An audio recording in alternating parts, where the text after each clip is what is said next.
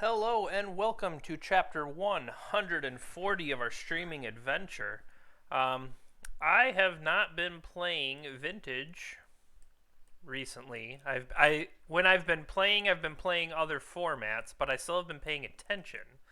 So I have not yet had the joy of casting a Hull Breacher in Vintage. However, I've cast a lot of Hull Breacher in Legacy and gotten a lot of value out of it that way. So I figured, let's play Hull Breacher in Vintage. Let me get in on that. So, excuse me. That's my plan for today. We jumped into the challenge. Challenge is just about to start. 2.5 minutes, and we're sitting at 59 people. So, I do think the version, and I literally just went out and hijacked somebody else's version and then made changes. And that's, of course, what you're supposed to do when you've had no practice whatsoever. You're supposed to take somebody else's deck and make arbitrary changes to it for your own sake. I mean, I think we all know that by now. So, what I did is they had Tinker, where their only Tinker payoff was Sphinx of the Steelwind. And I figured, you know what? Sometimes Sphinx of the Steelwind won't get it done. So I was like, well, why don't I just put Bolas's Citadel in there? So that's what I did, whether or not that's right or not. Also noticing that there's only 3 Pyroblasts total, with 4 total See, this is what happens when you copy somebody else's deck. Is you don't pay enough attention. See that you have a minute and a half left.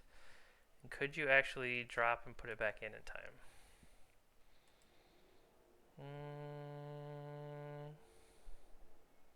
Or we just play 3 Pyroblasts and have it work out correctly. Okay, how about we took this out. We add 1 to the deck. We move it to the sideboard. We get back here. We leave the event. Get our play points back. Join the event with our updated deck. And 47 seconds. Look at that. Nope. We decided to jump back in, and cause it to be an extra round. Okay, so we're not the last person, at least. People got in behind us. So we specifically are not the person causing the extra round. Just, that's good to know. Because if we were number 65, might feel a little bad, but instead, there are 66 people. So, deal with it. But let's go Hull Breach some people. Good luck to everybody out there. Well, I mean, except my opponents, but I think that part of it's understood. All right. And away we go.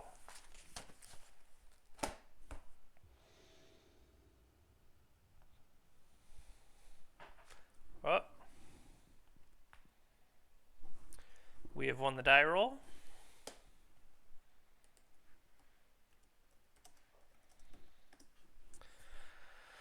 Yes, I'd like to play first.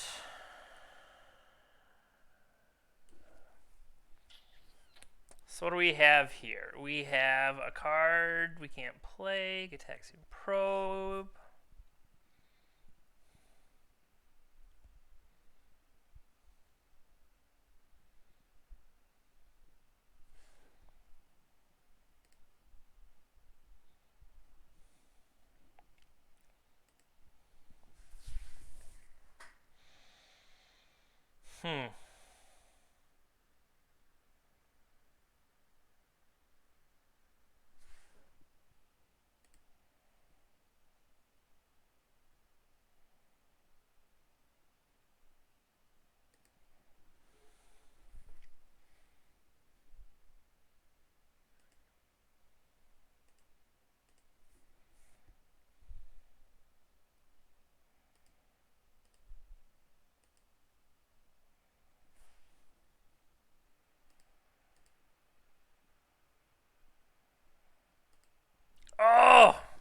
miss out on double breacher. Brutal.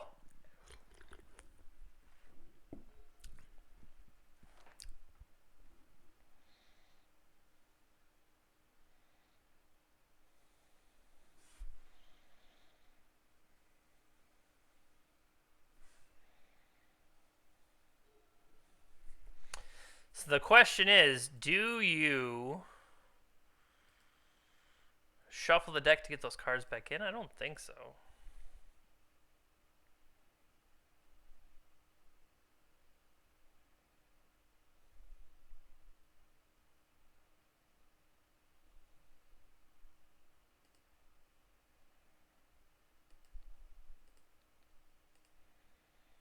Show me what you're working with.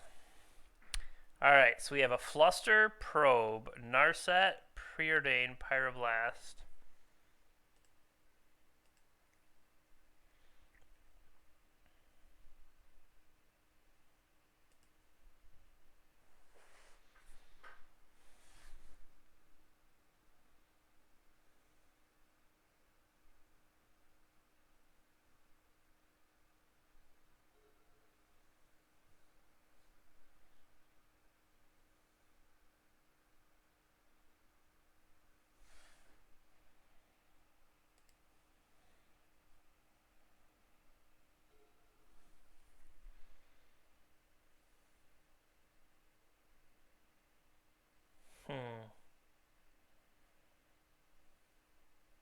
One, two, three, four, five.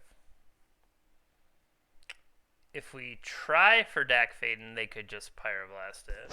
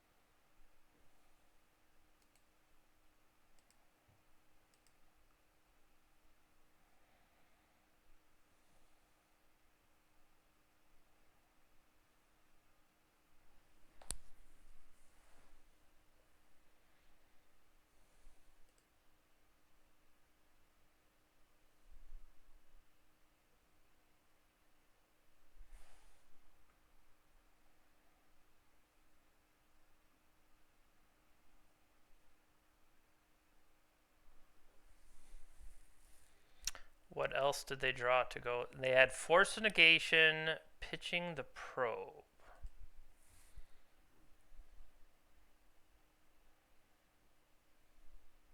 Do I care about a Soul Ring? Right now I'm going to say no.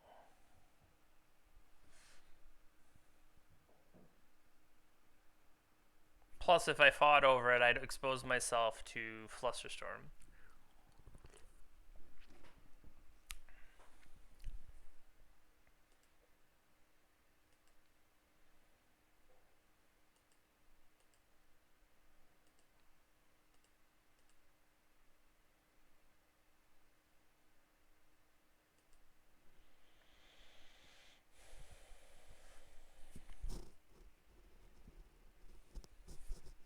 So all they have left is a Preordain.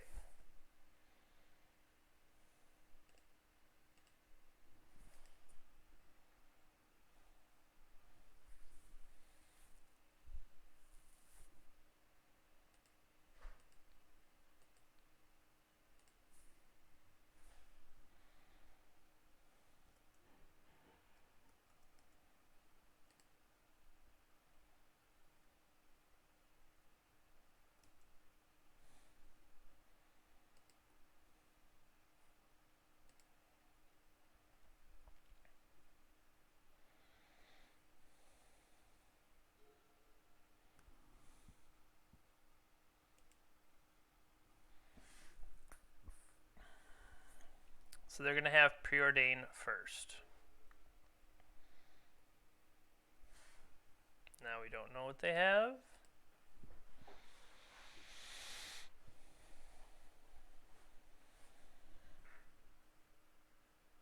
Top, never good.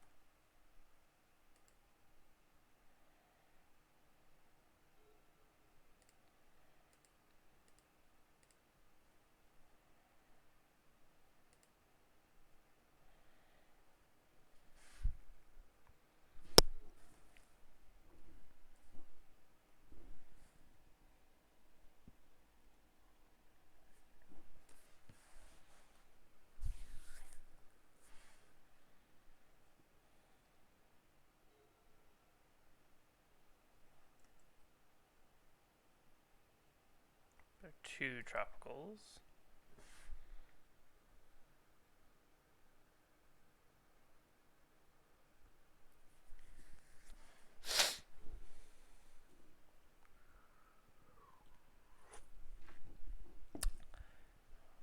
They draw theirs while we don't draw ours.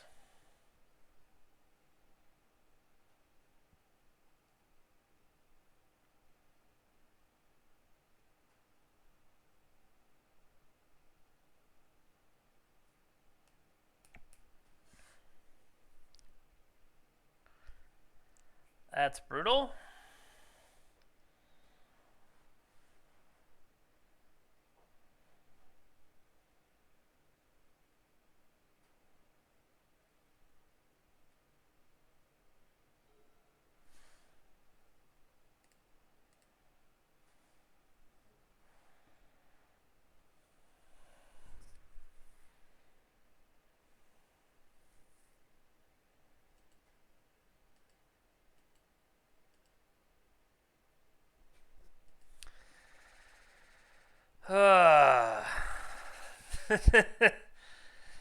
Back to good old Magic, where they had preordains to dig out of their top deck, and we literally drew nothing for multiple turns.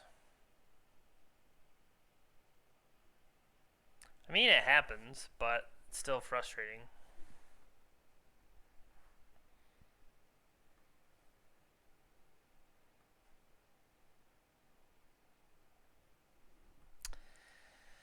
Yep.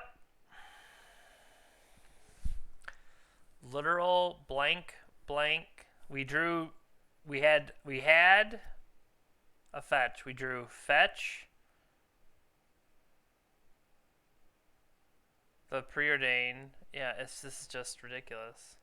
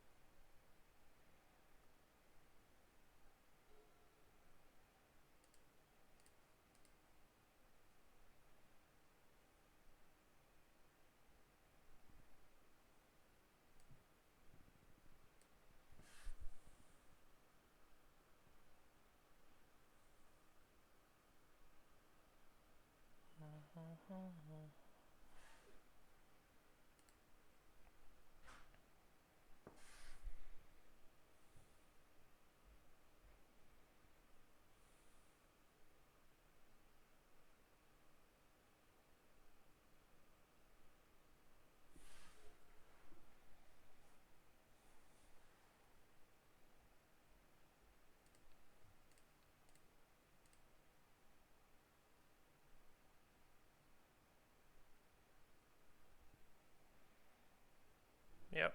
They got the one-sided effects on their side.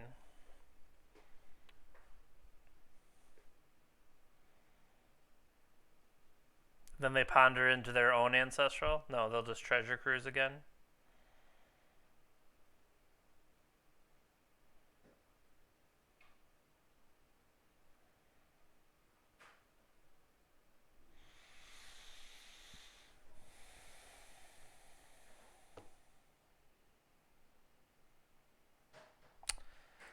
Good old Magic.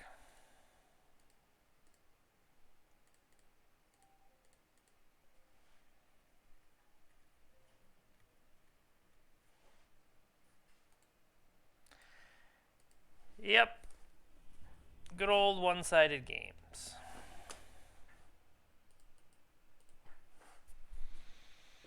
Alright, so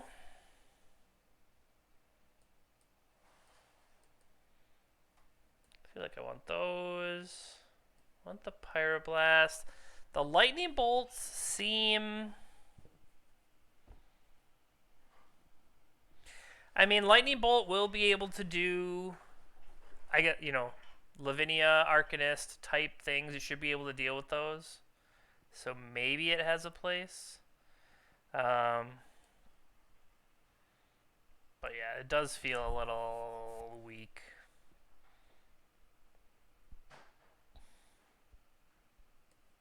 Definitely low on the wheel effects, especially there where it just like it felt like I was so far behind.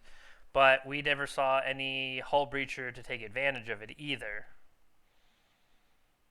We're only playing 15 land.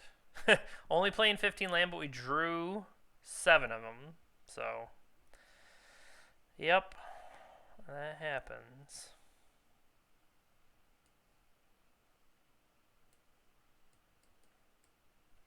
Alright.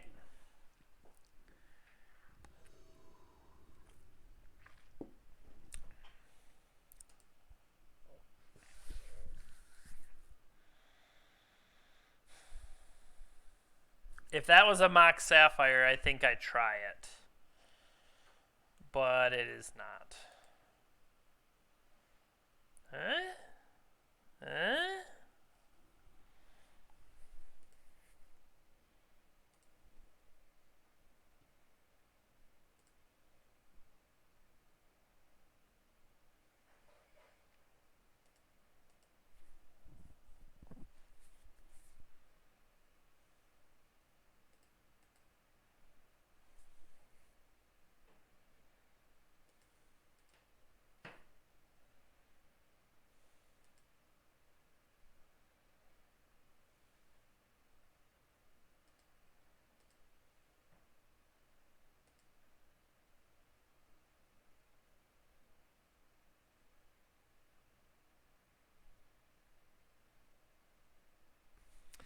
Force pitching a treasure cruise.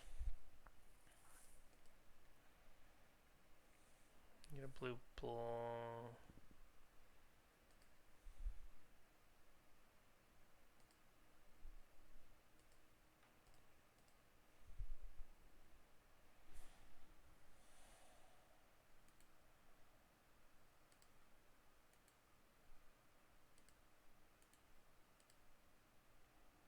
Okay. See if we can land Narset next turn.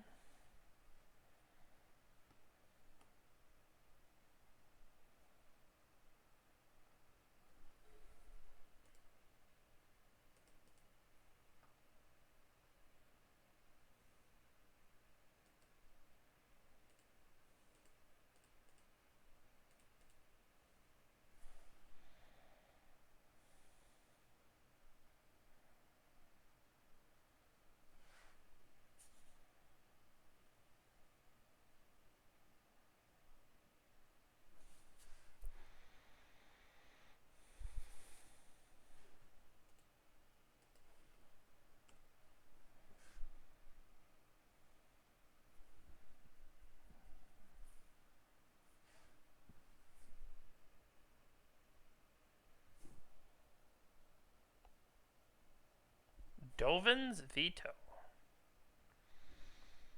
I know they have talked about that they like that card.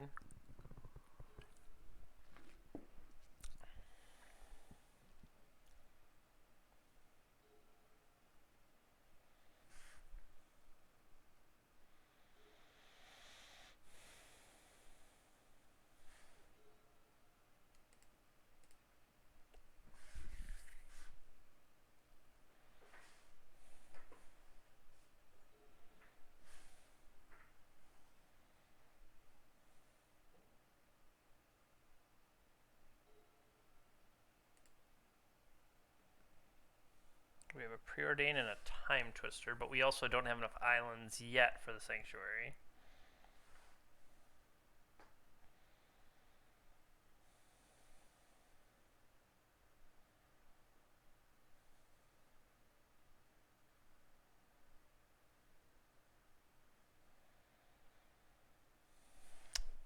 Having a lot of trouble over there.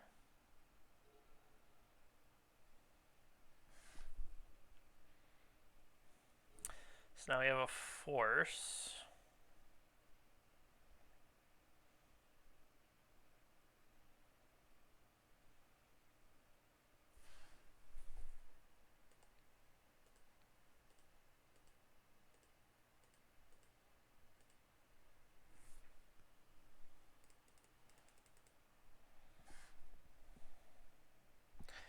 I feel like use that because otherwise it's going to get turned off. I mean, maybe that's not a good enough reason, but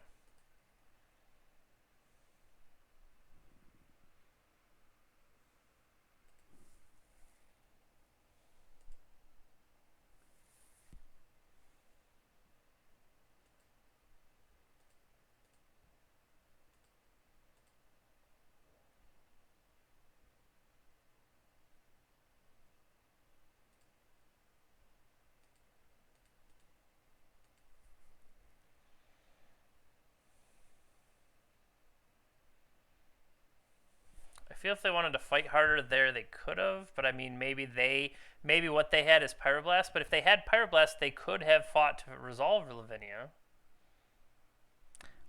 Or it's just another Dovin's Veto.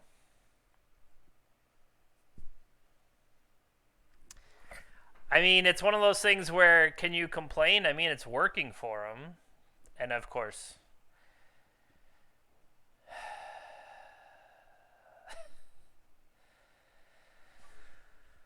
Oh... Now, potentially, we could... If we can get a Hydra, which obviously we're not going to be able to get a Hydra, to start to outpace them, but...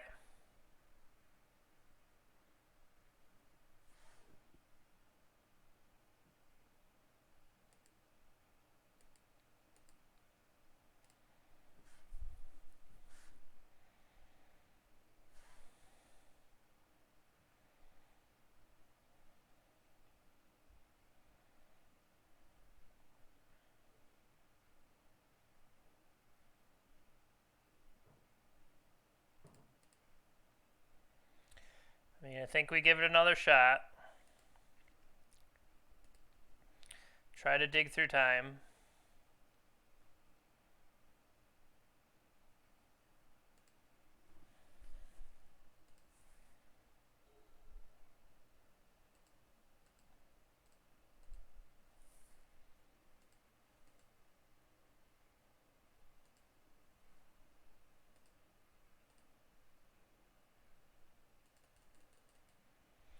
If they just have a Pyroblast, yeah, what does it matter?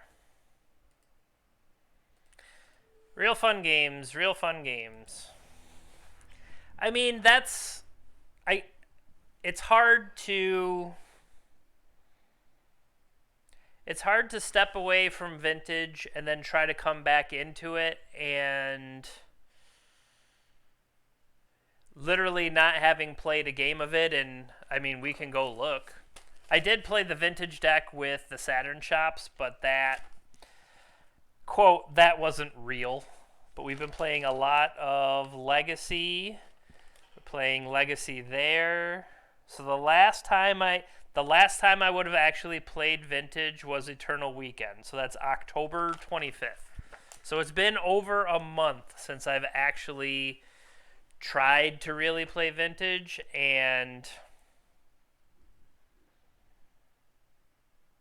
I mean, the swinginess is there, obviously, and then the snowball aspect of the one-sided cards, I don't want to say is exaggerated in Vintage more than the other formats, but it feels like... It does feel like you're more put out and there's nothing you can do. Like, once they had... Well, I mean, Teferi we saw was a problem in the other formats, but especially Lavinia. Lavinia turned off every Mox we drew, so that if we had our Tinker stuff going, like, it would not have worked for us then either. So it was just, there is an element of frustration, and I don't know, does Hull Breacher just exacerbate that? I mean, it's certainly possible, right? That you're going to have even more of that kind of the nonsense. Once one player has Hull Breacher, you can't even... Well, no, you still get the card draw for the turn. I was saying that you're basically completely shut out. No, Hull Breacher just says, other than the first one you draw in your draw step, outside of that, you don't get to draw any extra cards. Whereas Narset says, hey, you get one card per turn. So those are not necessarily the same thing. If I had a Dak Fayden and I tried to Dak Fayden you under a Narset, you still draw one and then discard two. Under a Hull Breacher, you just discard two. So like it's one of those things where maybe Hull Breacher is just continuation of these stupid one-sided effects that it feels like modern Magic has.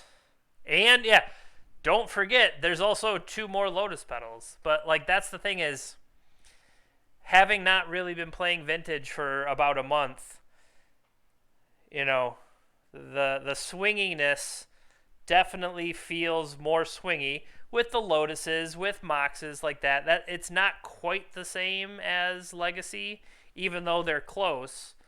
Legacy, I was doing a lot of Lion's Eye Diamond shenanigans, and so that's why I feel like that's what drew me to the Karn Echoes deck, is because it was feeling vintagey, whereas, then you actually have real vintage.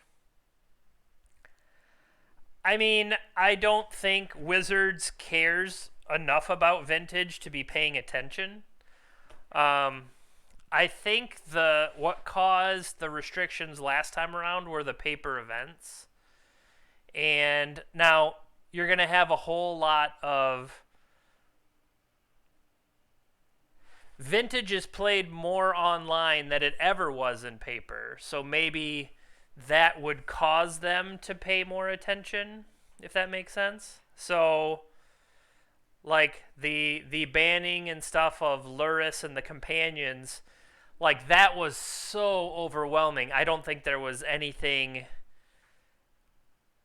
so much electronic data that that's when you still had electronic and paper both happening, and then the paper people going, well, wait, it's not fair to restrict it. We haven't had our chance to play it. And it's just like, that's because you don't play enough. Whereas the vintage people have already proven that it's a problem. So here, I don't know necessarily. Like, I think we saw Travis 5-0 the preliminary the other day with Hull Breacher. And it's like, it's just one more in a long line of cards that only affect your opponent. And when they only affect your opponent, it's just bad for Magic. I really think the one-sided effects are bad for, quote, Magic in general. But I feel like they've kind of moved towards this no bad feeling. And it's weird to say, well, I don't want my cards to hurt myself. And so they like kind of child-proof to protect players. Like, you don't want to have your card hurt yourself. Meanwhile, it makes it miserable for everybody you're playing against. So how does that work? That just because it doesn't bother you, it bothers every other person you play.